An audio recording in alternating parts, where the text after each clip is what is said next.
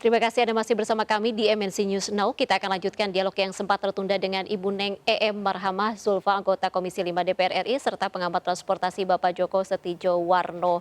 Saya akan bertanya ke Pak Joko terlebih dahulu yang sempat tertunda tadi, Pak Joko, mengenai sosialisasi dan penguatan sosialisasi akan dilakukan Kemenhub tadi untuk kebijakan ganjil genap yang akan dilakukan di ruas tol menjelang Natal dan Tahun Baru. Bagaimana Anda melihatnya? Apakah kebijakan ini akan efektif?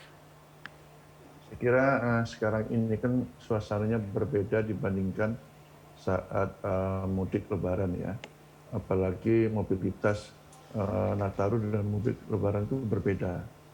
Kalau Lebaran itu biasanya lebih pada kunjungan keluarga, ya, sedangkan Nataru ini lebih banyak untuk wisata. Dan jumlahnya juga tidak begitu sebesar mudik ya. Nah kemudian di sisi lain juga jumlah yang vaksin saya kira sekarang jauh lebih banyak. Nah justru oleh sebab itu sosialisasi untuk mengajak vaksin, kemudian katakanlah sekarang akan muncul varian baru itu yang lebih dikuatkan. Artinya mengingatkan masyarakat masih dalam suasana pandemi.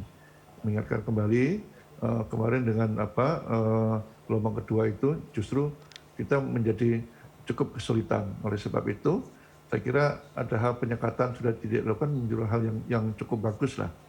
Ini tujuannya adalah sebenarnya memberikan kesadaran masyarakat akan pentingnya mobilisasi yang sehat dan mengurangi mobilisasi yang tidak perlu pada saat Nataru ini. Gitu. Baik, Pak Joko tentu saja, tapi kebijakan ini pastinya akan berdampak untuk pengusaha transportasi. Bagaimana Anda melihat hal ini? Ya, kami beberapa kali mengusulkan bagi pengusaha transportasi umum memang tidak dibatasi, artinya tidak ada pelarangan lah ya. Oleh sebab itu jika nanti mau ada dilakukan tes antigen umpamanya bagi penumpang angkutan umum terutama bis akap itu pemerintah bisa membantu untuk menanggungnya ya. Karena kalau tidak ini dikhawatirkan menjadi beban juga dan akhirnya mereka cukup banyak nanti menggunakan angkutan plat hitam. Belajar pada saat Lebaran yang lalu ini memang angkutan umum jarak jauh, jarak dekat itu banyak yang dilarang, tidak bisa operasi. Namun mobilitas tetap tinggi. Nah, mereka berganti menggunakan angkutan plat hitam. Jadi yang hidup justru angkutan plat hitam itu. Kami melakukan investigasi itu rata-rata kondisi normal aja angkutan plat hitam menuju Jabodetabek per hari itu bisa mencapai 1.000 kendaraan gitu. Apalagi nanti pada saat dilarang. Oleh sebab itu tidak usah dilarang, namun kalau ada tes antigen para penumpang ini mendapatkan gratis lah oleh pemerintah. Baik, Bu EM, tadi ada kekhawatiran di mana mobil plat hitam nanti akan mendominasi ketika ada kebijakan pengetatan perjalanan untuk transportasi. Begitu, bagaimana DPR menyikapi hal ini dan win-win solution untuk dua-dua pihaknya itu sama-sama enak begitu? Ya, jadi ya itu pasti ya. Memang sebenarnya kalau bekerja lebih nyaman pakai plat hitam, pakai kendaraan pribadi ketimbang umum. Apalagi kalau ini berwisata, karena pasti kan ingin menikmati dan tidak dikejar-kejar waktu dan sebagainya. Tapi untuk yang sekarang itu kita sampai ke hilirnya juga untuk melakukan pengawasannya, yaitu ketika mereka akan pergi ke suatu tempat itu harus ke RT ya. Jadi izin ke RT.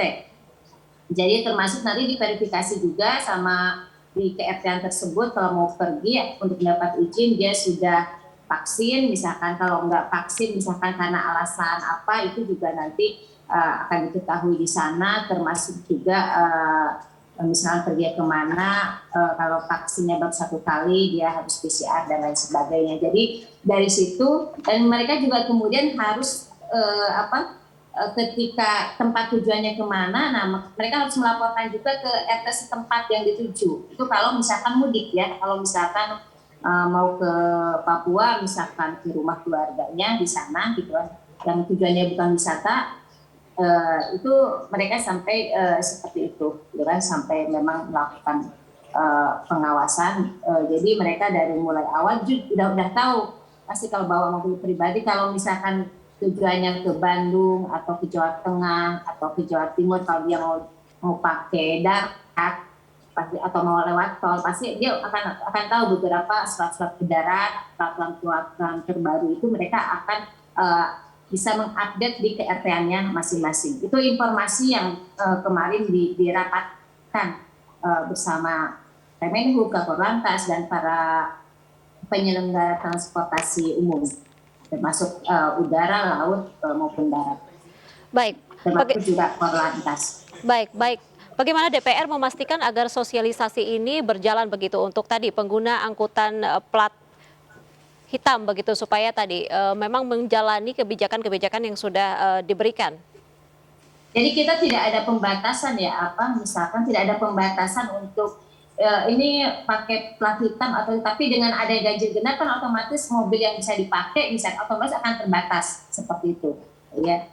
Otomatis kuantitinya akan berkurang yang masuk tol dengan dilaksanakannya, diterapkannya kebijakan ganjil genap. Terus juga ketika akan mereka pergi dengan persyaratan seperti itu, mungkin orang yang nggak mau ribet bisa jadi mereka nggak jadi pergi, misalkan. Orang yang memang butuh banget untuk bisa berangkat, maka mereka akan melaksanakan aturan-aturan yang diterapkan, yang diwajibkan seperti itu.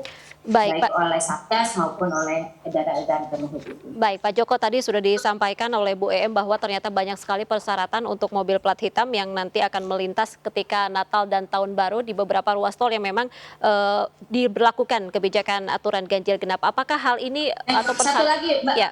Satu lagi, dia Baik. juga nanti itu di KRT itu dikasih kayak semacam bukan kayak barcode atau apa ya, semacam stiker gitu kan. Stiker bahwa dia sudah ini nanti bisa ditempelkan di mobilnya kalau dia mobil plat hitam, kalau dia pakai umum dia bisa taruh di dompetnya dan terus kemudian dia nanti dikasih tuh tiga. Jadi untuk dipegang dirinya, nanti yang untuk ditempel di mobilnya, yang satu itu ke tempat tujuan kalau dia misalkan mudik karena akan tinggal di sana beberapa hari, maka dia harus melaporkan dan memperlihatkan itu ke PRT-nya. Baik, seperti itu. Pak Joko, artinya ini persyaratannya cukup panjang begitu untuk mobil plat hitam nanti melintas ketika Natal dan Tahun Baru. Bagaimana Anda melihat hal ini? Apakah ini bisa mengurangi kekhawatiran transportasi darat begitu untuk tadi ya, mungkin takut beralih ke plat hitam? Ya, ini memang sedang pembahasan bagaimana plat hitam ini juga lama-lama akan berkurang ya. Ini memang tugas dari Kementerian Perhubungan juga. Karena memang ada satu kebutuhan orang harus terpaksa menggunakan angkutan plat hitam ini karena memang tidak ada layanan angkutan umum. Terlepas dari itu, ini di saat mudik saya katakan tadi memang tidak sebesar Nataru tidak sebesar pada mudiknya. Kami tadi siang membahas itu dari Badan Litbang Perhubungan, nampaknya yang meningkat itu memang di angkutan umum menggunakan kereta api, ya. Tapi terlepas dari itu memang ini nanti yang pergerakan yang antar kotanya tidak banyak, tapi yang lokal atau aglomerasi lah, ya. Terutama ke daerah wisata itu yang sebenarnya harus diwaspadai. Tapi kalau antar kota jarak jauh tidak sebanyak angkutan pada saat mudik. Tapi kita perlu waspada juga untuk antisipasi itu. Karena kalau dibiarkan juga dikhawatirkan nanti tiba-tiba bisa serta-merta cukup tinggi juga pergerakan itu. Baik, tadi Pak Joko sudah menyampaikan hal tersebut, kita ke Bu Em, mungkin terakhir Bu Em ini terkait aturan transportasi, kita sudah membahas panjang mengenai transportasi darat, lalu bagaimana dengan laut dan juga udara, apakah ada kebijakan-kebijakan lain ataupun mungkin kebijakan berlapis begitu pengamanan dan pengetatan berlapis untuk menjelang Natal dan Tahun Baru? Sama ya, kita hampir sama di darat, tapi kalau misalnya di setiap titik baik darat, udara maupun laut. Misalkan kalau udara kan di bandara. Kalau ada yang mereka misalkan belum vaksin atau apa, di sana juga disiapkan fasilitas itu, termasuk fasilitas antigen, termasuk juga beberapa di titik kumpul di darat, mungkin di daerah rest area, entah di tempat wisata juga menyiapkan kayak tempat untuk antigen ataupun vaksin seperti itu.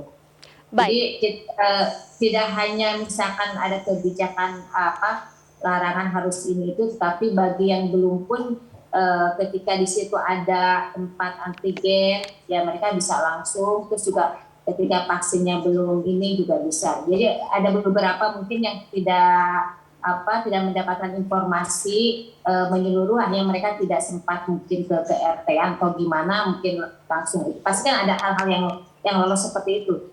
Ya, jadi hal-hal itu pun kita di tempat-tempat titik kumpul persinggahan disediakan, termasuk juga di terminal. Baik, yang harus ditegaskan kepada masyarakat bahwa untuk Natal dan Tahun Baru tidak ada pelarangan, hanya pembatasan begitu untuk menekan angka COVID-19 supaya tidak terjadi penyebaran dan klaster ketika Natal dan Tahun Baru tersebut. Terima kasih Ibu Neng Marhamah Zulfa, anggota Komisi 5 DPR RI, dan juga Bapak Joko Setiowarno, pengamat transportasi, sudah berbagi informasi bersama kami. Selamat sore dan salam sehat selalu. Baik pemirsa, kami masih akan kembali usai jeda, tetaplah bersama kami.